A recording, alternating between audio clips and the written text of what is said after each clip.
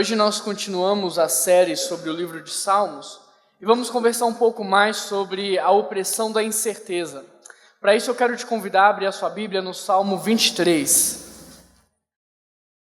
Deixa o texto aberto.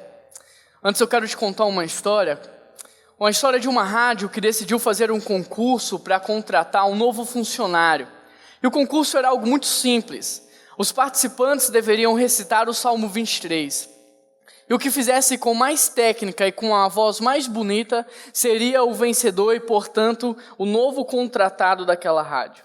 Os participantes começaram a se apresentar. Alguns eram muito bons e recebiam as melhores notas por causa disso.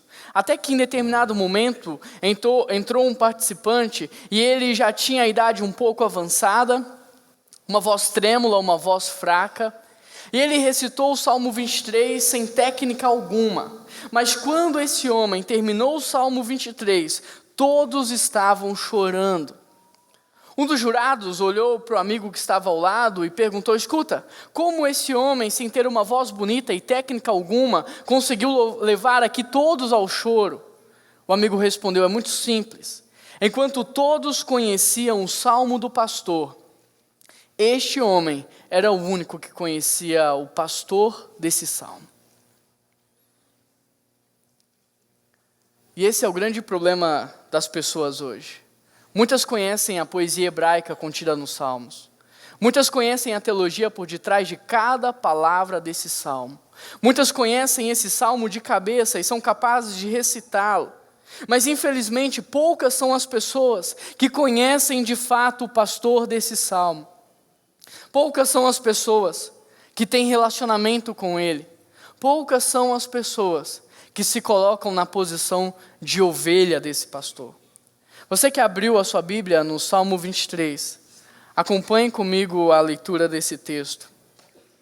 Diz assim: o Senhor é o meu pastor, de nada terei falta. Em verdes pastagens me faz repousar e me conduz às águas tranquilas. Restaura-me o vigor, guia-me nas veredas da justiça por amor do seu nome. Mesmo quando eu andar por um vale de trevas e morte, eu não temerei perigo algum, porque tu estás comigo, e a tua vara e o teu cajado me protegem. Preparas um banquete para mim à vista dos meus inimigos. Tu me honras, ungindo a minha cabeça com óleo e fazendo transbordar o meu cálice. Sei que a bondade e a fidelidade me acompanharão todos os dias da minha vida, e voltarei à casa do Senhor enquanto eu viver. Senhor Deus e eterno Pai, fala conosco nessa noite, Pai. Quebranta o nosso coração, que o nosso ouvido possa estar treinado para reconhecer a voz do pastor, que nós possamos entender qual é a mensagem que o Senhor tem para as nossas vidas, e muito mais do que entender qual é a mensagem, que nós possamos ser transformados por Tua palavra, Deus. Que mais do que conhecer este salmo, nós possamos conhecer o grande pastor que é Jesus Cristo. Que mais do que conhecer este salmo, nós possamos nos tornarmos ovelhas desse pastor. Pai, por isso, haja em nossas vidas. Essa é a nossa oração. E em nome de Jesus, amém. O texto diz: o Senhor é o meu pastor.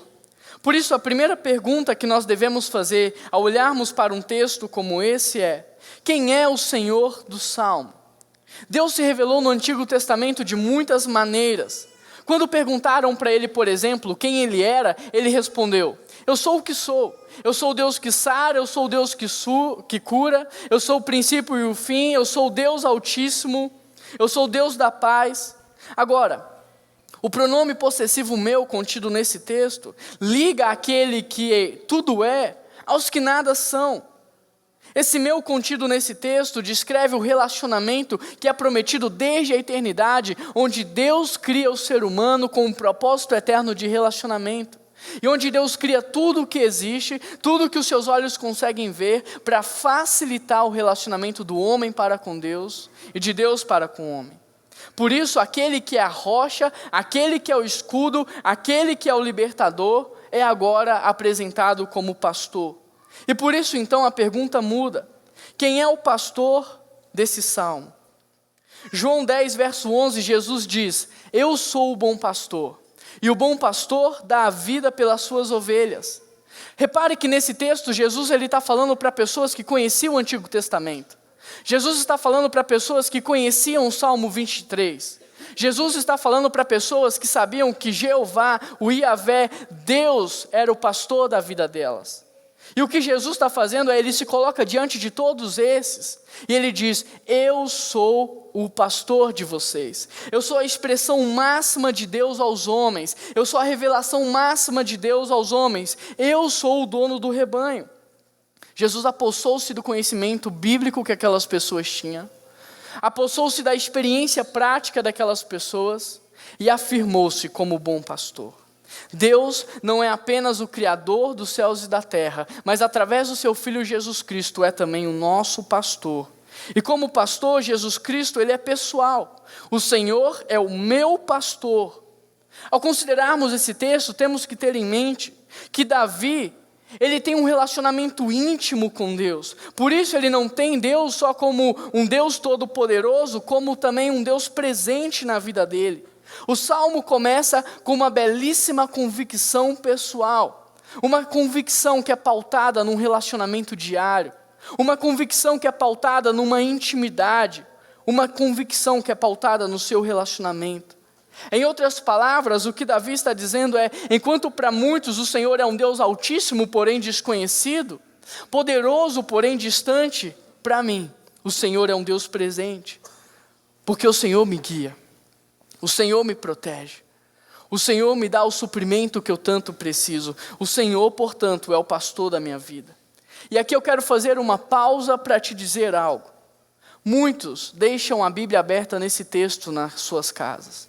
Muitos conhecem esse texto de cabeça. Muitos recitam esse texto diante das dificuldades e dos desafios diários. Mas deixa eu te dizer algo.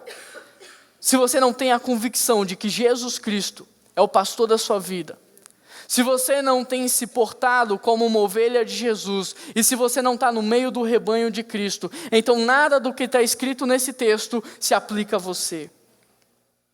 Por isso, meu desafio para você é que você abra o teu coração.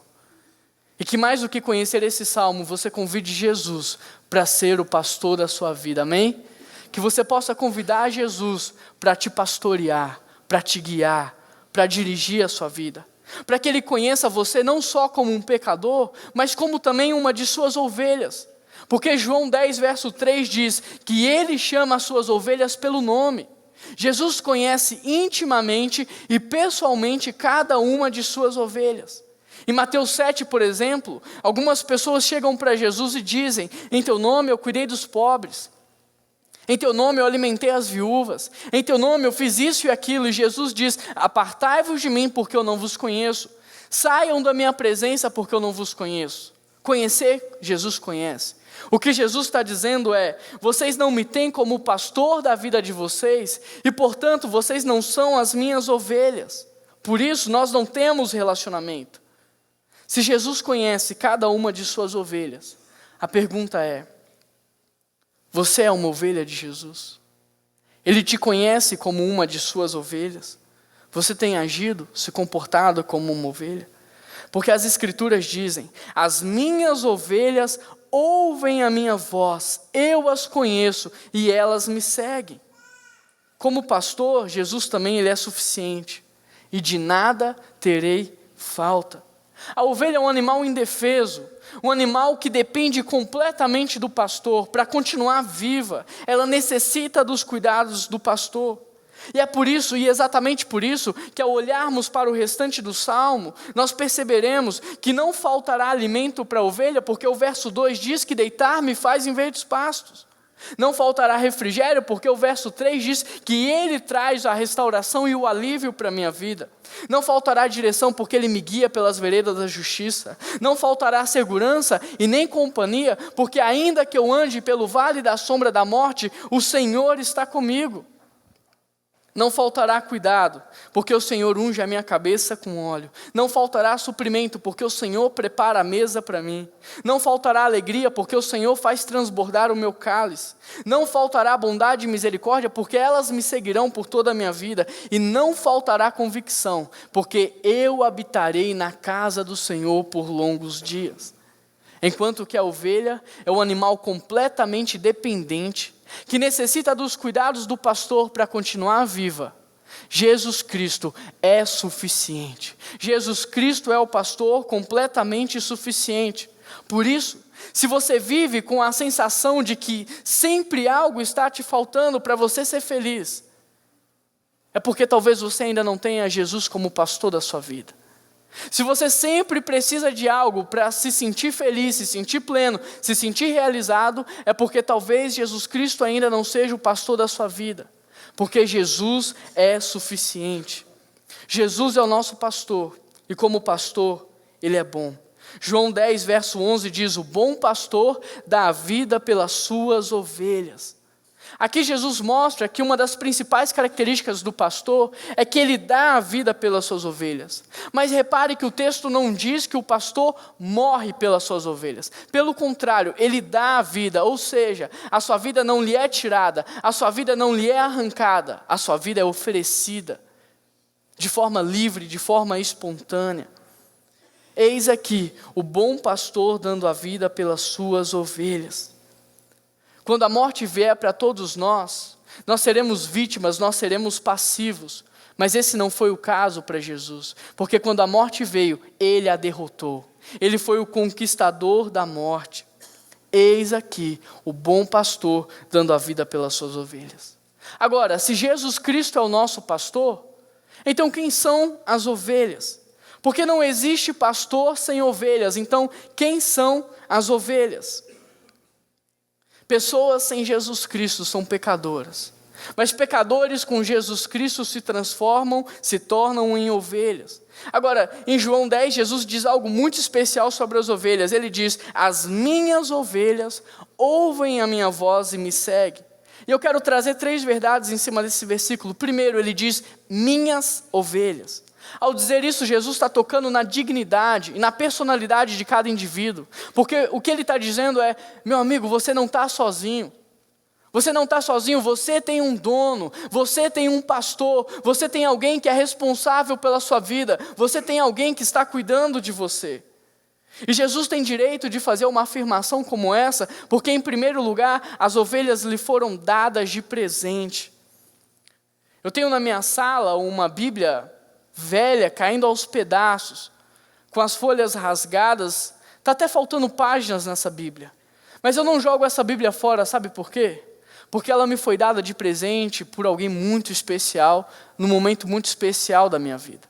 Por isso essa Bíblia, por mais que ela esteja caindo aos pedaços, ela tem um valor muito especial para mim. E da mesma forma, você é um presente de Deus para o próprio Cristo. Por isso, por mais que você esteja velho e caindo aos pedaços, para Ele você tem valor. E não adianta me olhar com essa cara, porque quando eu vejo você, é isso que eu penso. Mas a minha visão não importa, sabe por quê? Porque quando Cristo olha para você, o que Ele vê é o amor do Deus Pai. Porque você foi dado de presente para Ele. Mas as ovelhas não são de Jesus só porque lhe foram dadas de presente. As ovelhas são de Jesus porque Ele também as comprou com um alto preço. Era comum no tempo de Davi um pastor de ovelhas ter que comprar mais ovelhas para preencher o seu rebanho. E as ovelhas que eram compradas eram as mais bem cuidadas, porque havia sido pago um alto preço por elas. Por isso eu tenho que te perguntar: qual foi o preço que Jesus pagou pela sua vida? Qual foi o preço que Jesus pagou por você?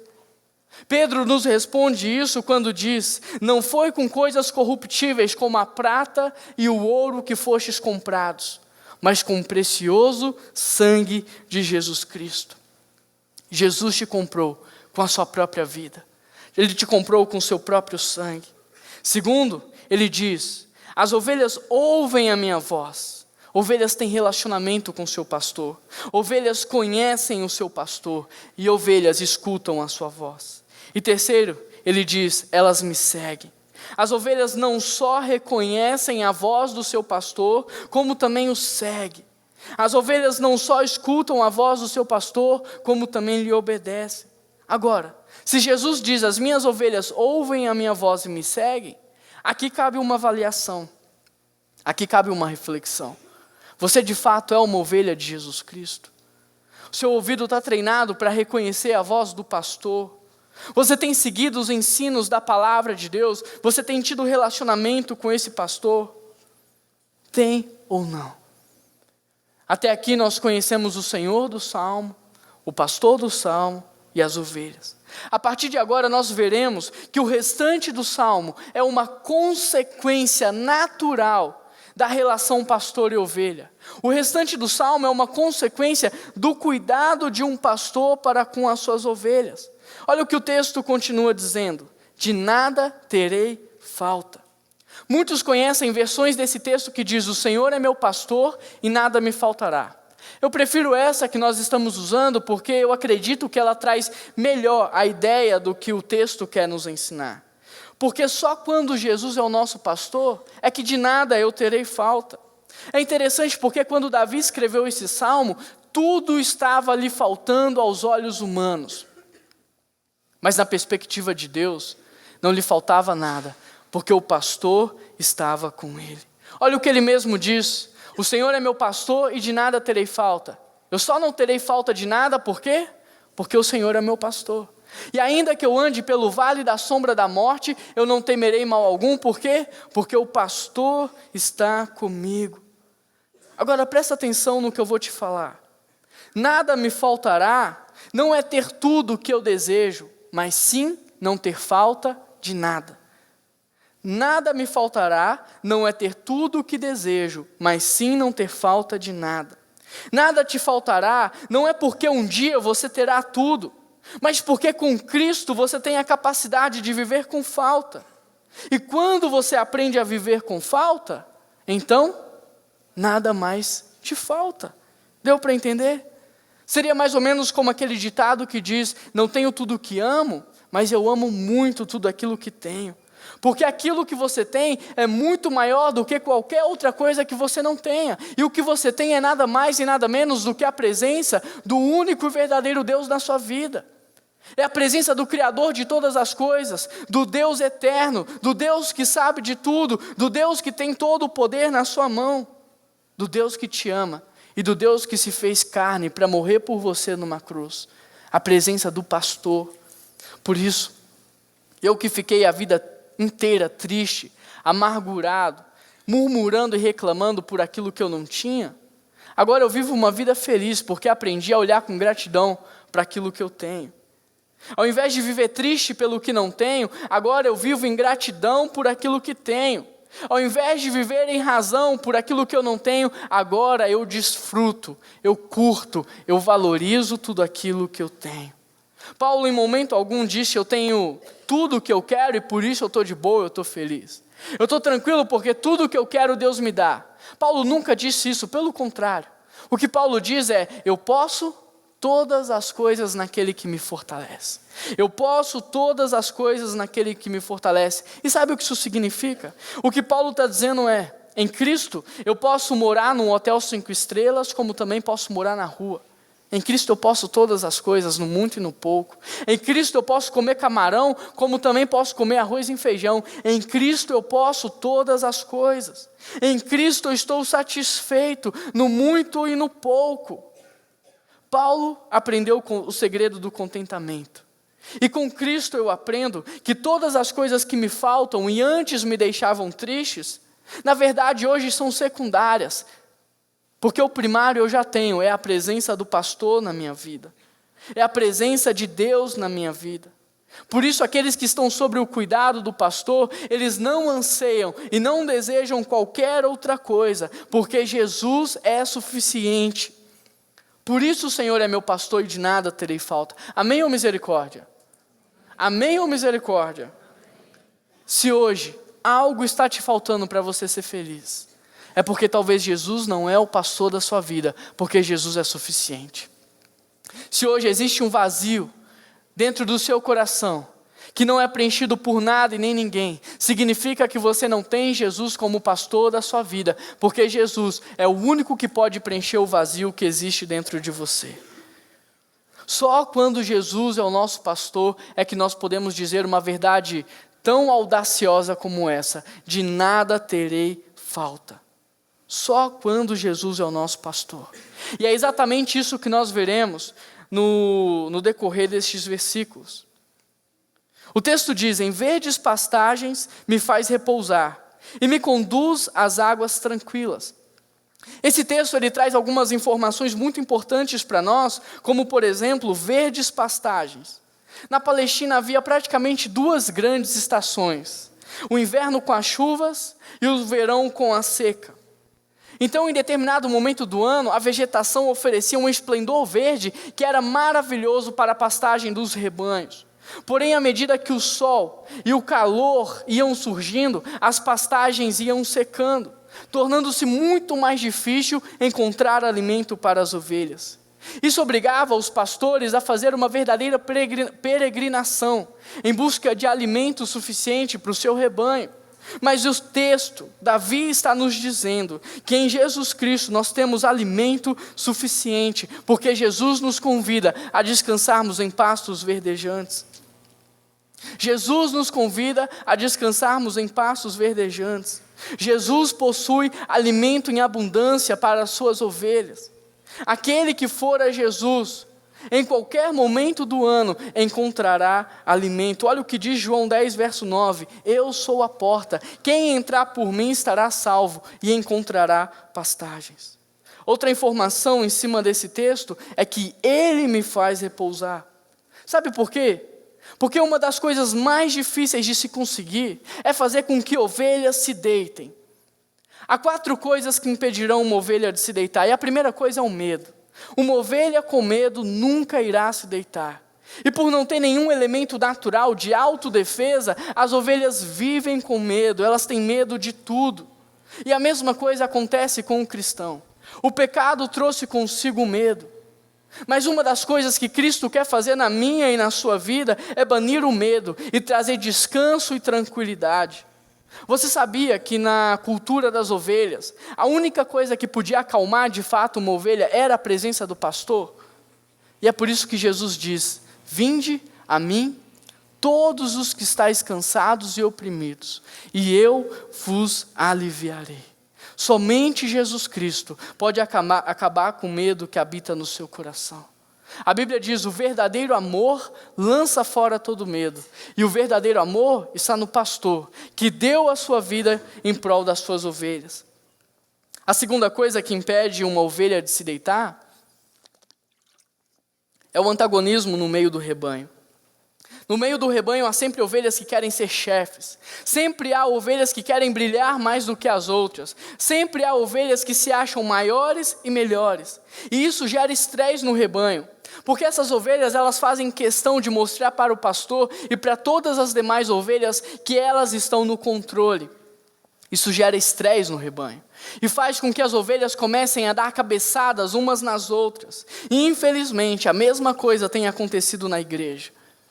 Há sempre no meio do rebanho, no meio da igreja, pessoas que se acham maiores e melhores do que as outras. Pessoas que querem brilhar mais. E isso gera no meio da comunhão cristã competição, rivalidade, brigas, intrigas, rachas.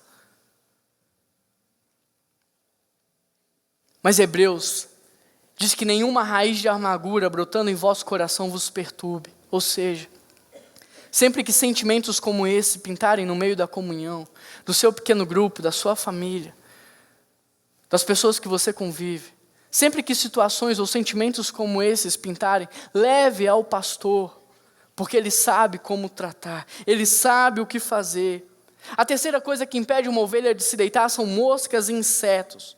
Quando moscas e insetos começavam a rodear uma ovelha, ela ficava agitada, correndo de um lado para o outro, tentando se livrar daquela perturbação.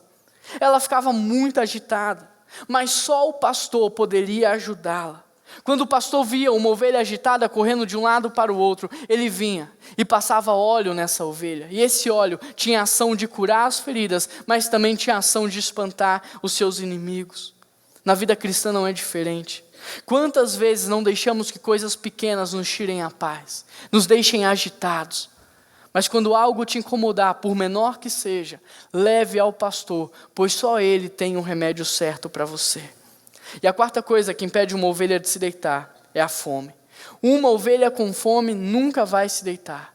Ela fica de pé, comendo, até se fartar, mas ela só deita quando estiver satisfeita. Os pastos verdejantes nesse texto são pastos ricos, vivos, cheios de seiva, cheios de nutrição. Por isso a força gramatical expressa nesse texto diz: Ele me faz repousar. Porque primeiro o pastor sacia a ovelha, para que depois ela descanse. E da mesma forma é com o cristão. O cristão tem fome de Deus. Por isso é impossível um cristão descansar de verdade, dormir bem, viver em paz, se ele ainda não conhece Deus também assim. É impossível um cristão descansar genuinamente, verdadeiramente, se o seu conhecimento da palavra não está crescendo. É impossível um cristão descansar se ele não tem intimidade com Deus. Para experimentarmos do verdadeiro descanso, precisamos saber quem Deus é. Precisamos saber que Ele está conosco. Precisamos estar cheios da sua presença. Outra consideração em relação a esse texto é que Ele me conduz às águas tranquilas. O país onde Davi vivia não era como o nosso. A região onde Davi estava não era como a nossa. Havia escassez de água. E por isso a água era algo muito valioso para eles. Mas mesmo com muita escassez, uma ovelha poderia estar com sede diante da água e ainda assim não beber daquela água. Sabe por quê?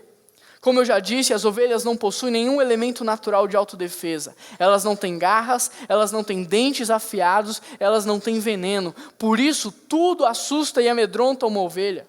A ovelha ela tem medo da correnteza da água. A ovelha ela tem medo do barulho da água. E é por isso que o pastor leva a ovelha às águas tranquilas, porque o medo paralisa a ovelha. E é muito interessante porque a mesma coisa acontece com todos nós. O medo nos paralisa. Quantos não perdem inúmeras oportunidades por causa do medo? Quantos não deixam de viver inúmeras experiências por causa do medo? O medo nos paralisa. E é interessante porque em determinadas situações o pastor ele pegava a água com a mão e ele levava à boca da ovelha.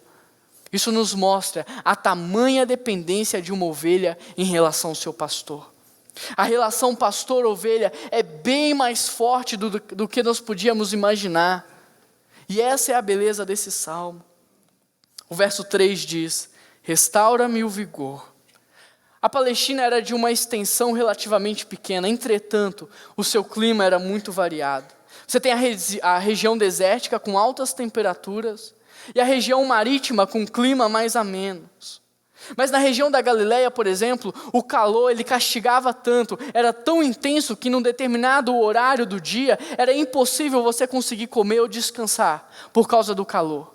Às vezes neste horário vinha um vento do norte que passava pelo Monte Hermon e trazia uma espécie de refrigério para os moradores daquela região. E é essa a ideia do texto aqui. Porque quantas vezes as situações que vivemos, as crises, as dificuldades, os sofrimentos, não nos abafam de tal maneira que acabam com as nossas forças, que nos deixam cansados, sem ação, sem saber o que fazer. Mas é justamente quando nós estamos assim, que o vento vem trazendo consigo o refrigério que tanto precisamos.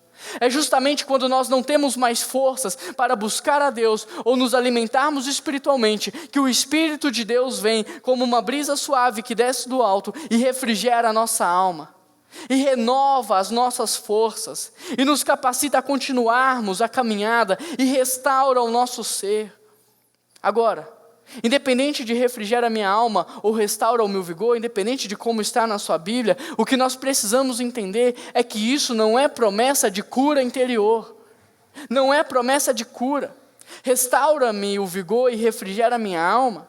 É receber de Deus a capacidade de conviver com o sofrimento de forma mais tranquila. Restaura o meu vigor e refrigera a minha alma. É receber de Deus a capacidade de suportar as pressões sem perder a alegria. É receber de Deus o renovo que tanto precisamos. É receber de Deus alívio. Refrigera a minha alma e restaura o meu vigor. É quando você chega diante de Deus e desaba dizendo: eu não aguento mais. Eu estou abrindo mão. Eu não consigo mais. Eu não tenho mais forças. Eu não sei mais o que fazer. E é quando nós estamos vivendo situações como essa, que o Espírito do Senhor vem e nos renova, e nos restaura, e traz alívio imediato, e restaura a alegria da salvação, e traz a paz de Deus aos nossos corações. Presta atenção no que está acontecendo nesse salmo. Depois de prover o alimento e um lugar para descanso, o pastor vem agora e renova as suas ovelhas, e traz alívio para elas, e proporciona refrigério, e restaura a força das ovelhas. Sabe por quê? Porque elas vão precisar caminhar um pouco mais. Elas vão precisar continuar a sua jornada. E a mesma coisa Deus quer fazer na sua vida. Talvez hoje, aqui seja o lugar onde você está recebendo o alimento espiritual que tanto precisa. Talvez hoje, aqui seja o lugar em que você está descansando na presença de Deus. E talvez hoje, aqui seja o lugar onde Deus vai trazer renovo, alívio e restauração sobre a sua vida. Tudo isso, sabe para quê? Para que ao findar-se dessa celebração você possa sair daqui e continuar a sua caminhada, seguindo em obediência os passos de Jesus. O texto continua dizendo: guia-me nas veredas da justiça por amor de seu nome. Guiar as ovelhas era uma das principais funções de um pastor. Nos campos de Israel, os pastores buscavam os melhores caminhos para conduzir as suas ovelhas, sem que elas se perdessem, sem que elas se desviassem. E sabe por que os pastores eles tinham que procurar os melhores caminhos? Porque ovelhas não traçam caminhos retos para si.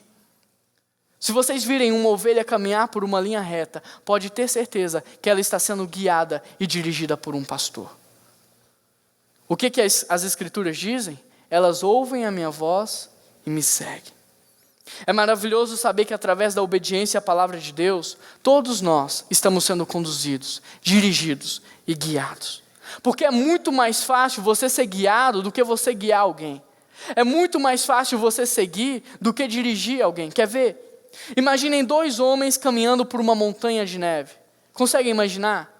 O que vai à frente, ele precisa conhecer o caminho, ter certeza para onde eles estão indo, e sobre ele pesa a responsabilidade daqueles que vêm atrás. E além de toda essa pressão e de toda essa preocupação, ele precisa abrir caminho, ele precisa tomar cuidado onde pisa, ele precisa fazer esforço para vencer as adversidades, ele precisa vencer a resistência do vento e se preocupar com todos que vêm atrás. O segundo não precisa fazer nada disso, porque o primeiro já fez tudo. Ele só precisa pisar aonde o primeiro pisou. Agora presta atenção num detalhe. Quanto mais o segundo se distanciar do primeiro, mais dificuldade ele vai encontrar. Porque as pegadas não serão tão nítidas assim. O vento fará maior resistência. Por isso é muito importante que você siga bem de pertinho, que você ande bem atrás. Talvez o problema de muitos de nós é que nós queremos sair à frente e preparar o nosso próprio caminho. Porém, não é isso que a Bíblia nos orienta a fazer, mas ela diz que nós devemos seguir a Cristo em obediência, que nós temos que ficar bem atrás, coladinho nele. Todas as vezes que nós quisermos dirigir os nossos próprios passos, teremos que ter a consciência de que pagaremos um alto preço por isso. Mas um preço completamente desnecessário, uma vez que Cristo se colocou na condição de quem nos guia. E mesmo que nós estejamos sobre a direção de Cristo, vale ressaltar que quanto mais longe você estiver de Cristo, mais dificuldade você vai enfrentar para segui-lo. Na arte de seguir alguém, ser discípulo e ser ovelha, o segredo é caminhar pertinho, é caminhar bem atrás, é seguir coladinho. O problema de muitos cristãos não é que eles não têm seguido a Cristo, mas que eles têm seguido de longe. E seguir de longe equivale a não seguir, porque as dificuldades enfrentadas são praticamente as mesmas de quem guia. E a distância fará com que você mesmo seguir, porque de longe não há referencial. Não há referencial algum. Por isso, para completar essa ideia, Davi traz o conceito de veredas. As veredas nesse texto são caminhos estreitos, onde não dá para desviar nem para a direita e nem para a esquerda. É um caminho reto, onde as ovelhas vão seguir sempre em frente. E para que vocês possam entender, eu vou ilustrar. Imagine uma carroça andando sobre uma terra fofa. As rodas dessa carroça, elas pressionam tanto a terra, que formam na terra uma espécie de trilha. de forma que todas as outras carroças que vêm atrás têm de passar pela mesma trilha, não há muita opção, só aquele caminho. E o Senhor nos convida a trilharmos o caminho da retidão e da justiça, também não há muita opção, ou você segue esse caminho, ou você está fora do caminho, pois o caminho que nos leva a Deus é estreito. Mateus 7,14 diz: estreita é a porta e apertado é o caminho que nos leva à vida. Jesus também diz: eu sou o caminho, eu sou a verdade, eu sou a vida. Se você quiser vir ao Pai, você tem que passar por mim. Ir ao Pai é seguir a Cristo, pois só Cristo pode te levar à vida. Mas deixa eu te dizer algo, para ser conduzido pelo pastor, você precisa estar no meio do rebanho. Sabe por quê? Porque Deus não guia ovelhas isoladas. Deus resgata ovelhas isoladas, mas Deus guia o rebanho inteiro. Por isso, Deus não está conduzindo a sua vida, Deus está conduzindo o rebanho na qual você faz parte. A fé cristã não privilegia a vida privativa. Sempre o rebanho, sempre a comunidade, sempre a igreja. Por que nada vai te faltar? Porque você está inserido no rebanho. O texto continua dizendo: mesmo quando eu andar por um vale de trevas e morte, eu não temerei perigo algum, porque tu estás comigo, e a tua vara e o teu cajado me protegem. Repare que aqui o tom do salmo muda, mas não o pastor permanece o mesmo. Agora, dos pastos verdejantes, das águas tranquilas, nós somos emergidos num profundo vale, o vale da sombra da morte. E como é que essa verdade pode combinar com o verso 3, onde está escrito que Deus nos guia pela vereda da sua justiça? Porque o que o versículo 4 está nos dizendo é que o vale faz parte do caminho das ovelhas. Eu vou contextualizar. No início do ano, as ovelhas pastavam calmamente. Mas quando o sol derretia a neve das montanhas, os pastores precisavam pegar os seus rebanhos e levar para pastagens melhores. Por isso, e para isso, necessariamente eles tinham que passar pelo vale, porque o vale estava localizado exatamente entre os picos e as montanhas.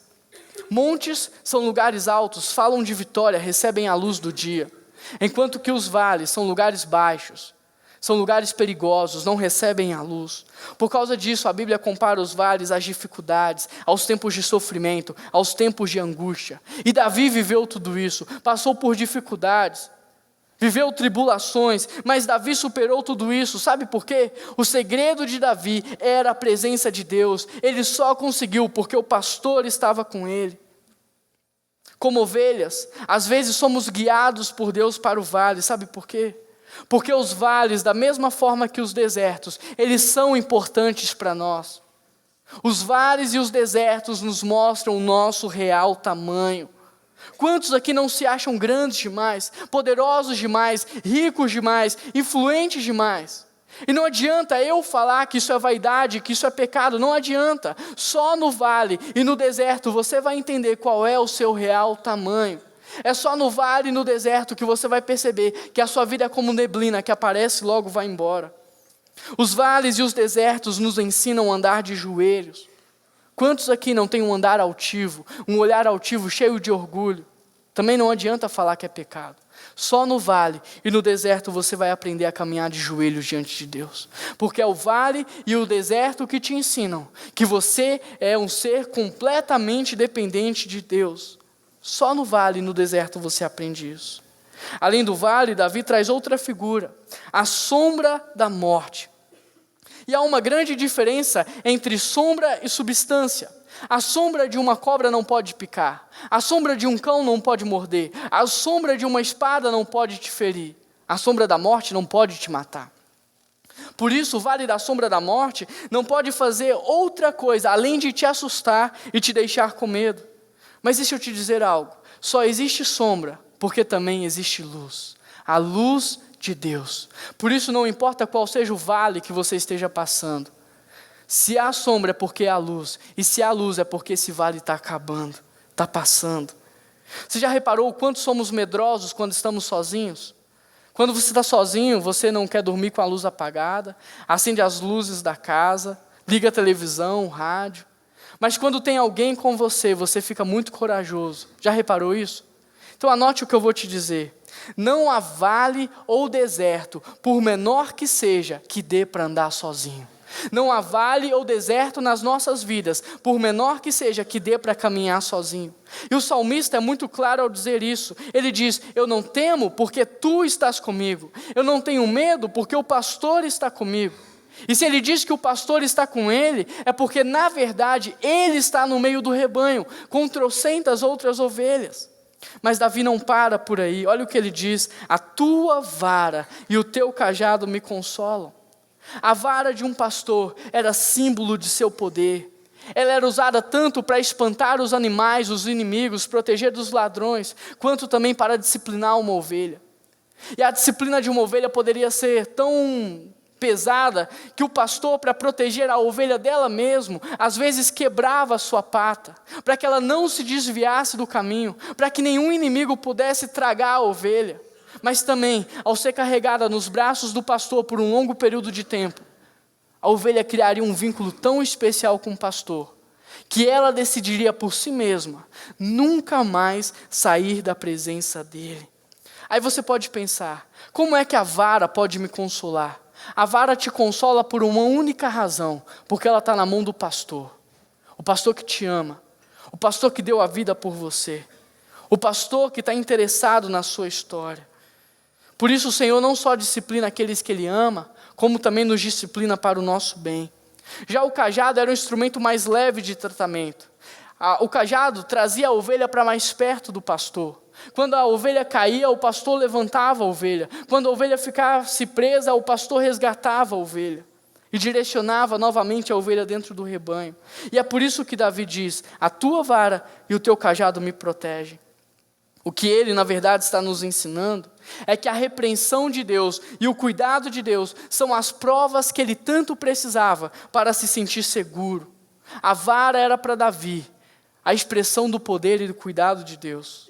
Aqui no vale a ovelha caminha segura, porque ela sabe que quem vai ao seu lado vai armado com a vara e com o cajado, e ambos são para a sua proteção e para o seu cuidado. Verso 5 diz: preparas um banquete para mim, à vista dos meus inimigos. Tu me honras, ungindo a minha cabeça com óleo e fazendo transbordar o meu cálice. Dependendo de onde a ovelha estava comendo, o pastor precisava fazer uma verdadeira varredura à procura de inimigos, cobras, pragas, parasitas e tudo mais que pudesse haver ali. E diante de qualquer suspeita, o pastor passava óleo na ovelha, e esse óleo funcionava como uma espécie de repelente. E além de tudo isso, o pastor subia a comida da ovelha para uma espécie de um coxo, para que a ovelha pudesse comer em segurança e em paz. O que vemos nesse texto é que depois de viver a ameaça do vale da sombra da morte, o pastor surpreende as suas ovelhas, dando a elas a oportunidade de desfrutar de um banquete, mesmo na presença dos seus inimigos. Nessa altura do campeonato é como se o pastor estivesse dizendo: aqui estão os seus inimigos, todos eles estão aqui. Mas eles não podem fazer nada contra você, porque agora você vai sentar e você vai comer comigo. E juntos nós vamos festejar o nosso relacionamento. Mas infelizmente isso não é fácil para nós. Não é fácil porque nós queremos ter o controle da situação. Não é fácil porque nós queremos guiar o nosso próprio caminho. Não é fácil porque queremos fazer justiça e lutar com as nossas próprias mãos. Enquanto que o que Deus está nos mostrando é que no meio das dificuldades, dos problemas, dos desafios, é no meio de tudo isso que nós temos que descansar na presença dEle. É no meio de tudo isso que Deus prepara um banquete para nós. Que é no meio de tudo isso que Deus nos surpreende. Então nós devemos sentar e desfrutar desse banquete na presença do pastor, sabendo que todos os nossos inimigos nos assistem de forma fragilizada. Eles assistem uma ovelha indefesa comendo com seu pastor. E enquanto come, o pastor honra a ovelha. No Antigo Testamento, comer e beber com alguém era o mesmo que criar um vínculo de lealdade. Mas a colocação verbal aqui, preparas-e para mim, sugere algo muito maior do que uma simples lealdade, mas uma aliança inabalável. Tu me honras? Significa literalmente tornar farto, cheio, satisfeito, pleno, realizado. Já a expressão, ungindo a minha cabeça com óleo, descrita nesse texto, não é o mesmo que a unção em outros textos bíblicos cuja a premissa era a consagração de indivíduos. Essa não é a ideia do texto aqui. Ungindo a minha cabeça com óleo denota, em primeiro lugar, riqueza, porque aquele que está recebendo a ovelha é dono do ouro e da prata. Aquele que está recebendo a ovelha é dono de tudo, tem tudo nas suas mãos. Em segundo lugar, essa expressão nos mostra a generosidade do pastor, porque tudo que ele tem de mais valioso, ele está compartilhando com as suas ovelhas. E em terceiro lugar, essa expressão promove cuidado, porque se naquele tempo a pele seca era algo natural por causa do clima e da geografia, então ao receber as suas ovelhas, o pastor passava óleo nelas. E esse óleo revigorava as suas forças, hidratava a sua pele e curava todas as suas feridas. E tudo isso fazia transbordar o seu cálice. Essa expressão nos mostra que tudo que Deus faz pela sua ovelha, que tudo que o pastor faz pelas suas ovelhas é em abundância. É muito mais do que elas merecem, é muito mais do que elas estão acostumadas a ter e é muito mais do que elas podem imaginar. Por causa disso, a própria ovelha diz: sei que a bondade e a fidelidade me acompanharão todos os dias da minha vida e voltarei à casa do Senhor enquanto eu viver. O verbo acompanhar no hebraico tem o mesmo sentido da palavra caçar em português. Ou seja, a palavra utilizada aqui era a mesma para descrever o ato de caçar um animal selvagem. Isso significa que quando o Senhor Jesus Cristo é o nosso pastor, nós não somos perseguidos só por feras selvagens, mas nós somos perseguidos também pela bondade e pela fidelidade de Deus. Para ilustrar isso, imagine na sua cabeça um pastor de ovelhas. Consegue imaginar?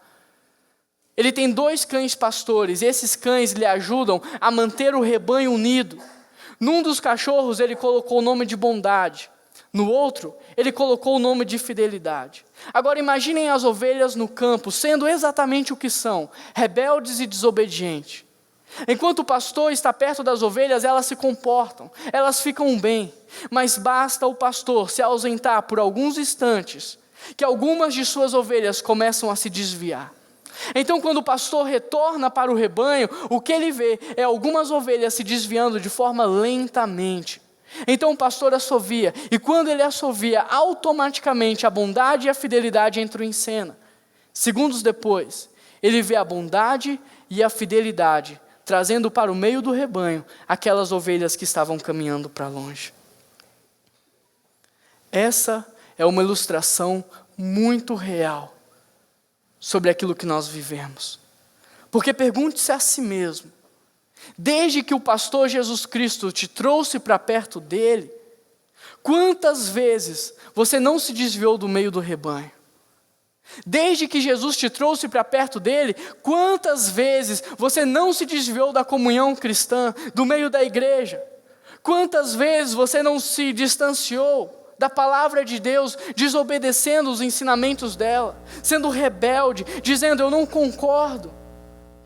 Desde que o pastor Jesus Cristo te trouxe para perto dele, quantas vezes você não se distanciou dele mesmo, da presença do próprio pastor?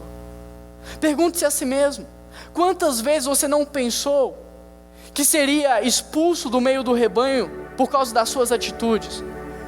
Quantas vezes você não pensou que o pastor nem lhe aceitaria de volta por causa das suas atitudes?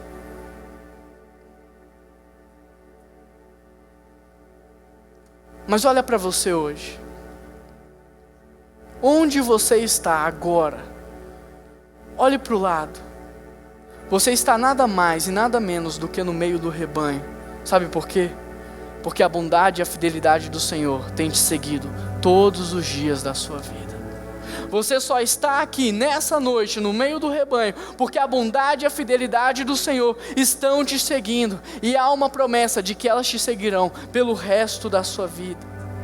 Nós não merecemos outra coisa a não ser a ira de Deus. Mas o texto diz que ao contrário da ira, nós receberemos a misericórdia, a bondade e a fidelidade. É maravilhoso quando nós merecemos o julgamento e esperamos pelo julgamento, mas em contrapartida recebemos de Deus o seu acolhimento.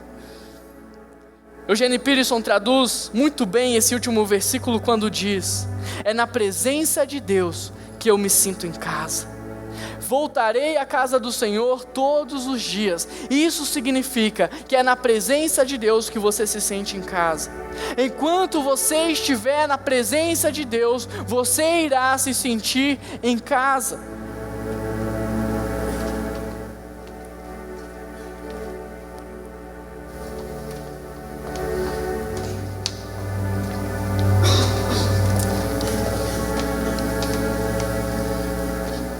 A bondade e a fidelidade do Senhor numa noite como essa quer te levar para a sua casa. E a sua casa não é um local geográfico e nem um local físico. A sua casa é a presença de Deus. Amém? A sua casa é a presença de Deus, e é por isso que o Senhor é meu pastor e de nada eu terei falta. Porque na presença de Deus eu tenho tudo. Na presença de Deus eu tenho suprimento. Na presença de Deus eu tenho descanso. Na presença de Deus eu tenho refrigério. Na presença de Deus eu tenho proteção. Na presença de Deus eu tenho consolo. E na presença de Deus eu tenho acolhimento. Amém? Amém?